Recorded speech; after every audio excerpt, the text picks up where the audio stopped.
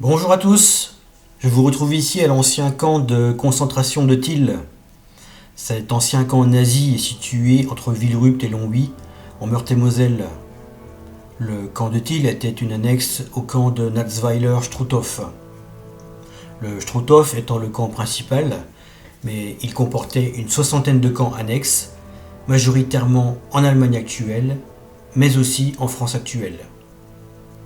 Le camp nazi de Till était une exception puisqu'il comportait un four crématoire, contrairement aux autres camps.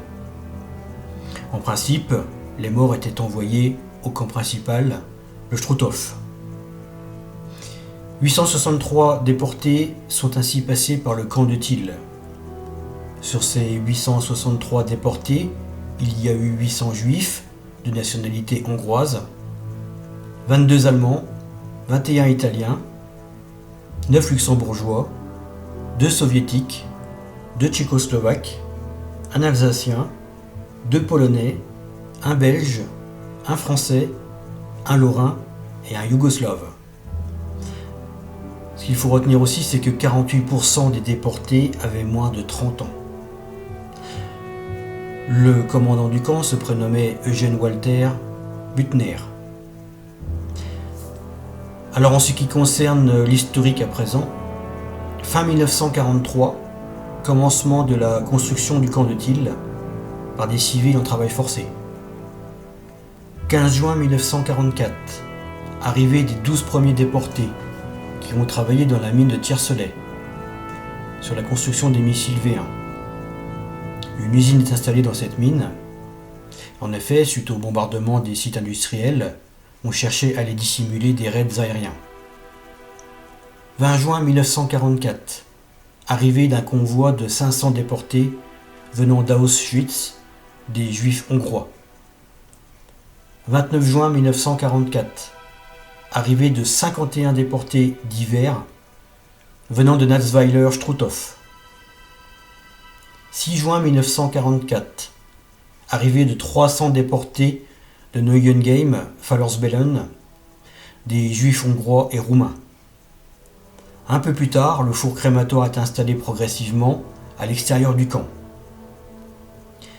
Vers le 20 août 1944, le commandant Büttner rédige un rapport indiquant que cette semaine, le four va pouvoir fonctionner. Et le 1er septembre 1944, c'est la libération, le camp est évacué.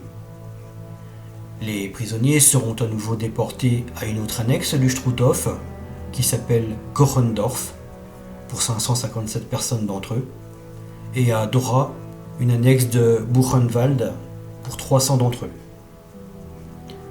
Toujours en septembre 1944, le camp est rapidement démonté pour récupérer le bois par les gens des environs qui avaient tout perdu.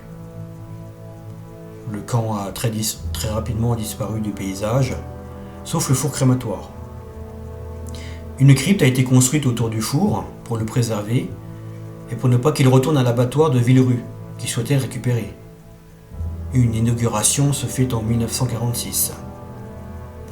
Alors pour l'anecdote, un prisonnier avait réussi à s'échapper du camp, il n'a jamais été retrouvé. Donc si on fait un petit peu le bilan de tout ça, sur les 863 déportés, un s'est échappé, et 4 ont été enregistrés comme décédés sur le camp au cours des 79 jours de détention. Ils seraient morts respectivement le 27 juin, le 6 juillet, le 12 juillet et le 5 août 1944 des suites de maladies. Ces 4 corps ne seraient a priori jamais passés par le four crématoire.